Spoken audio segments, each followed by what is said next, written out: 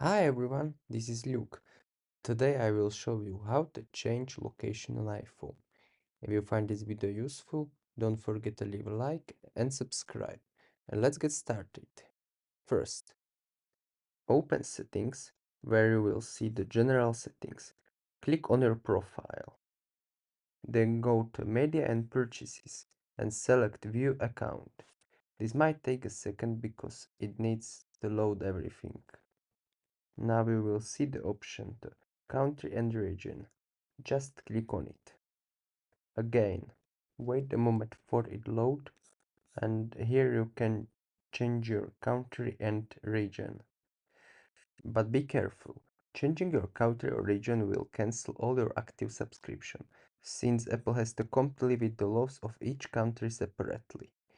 Now tap Change Country or Region and you will see the list of all countries where Apple operates. And that's everything. Thank you.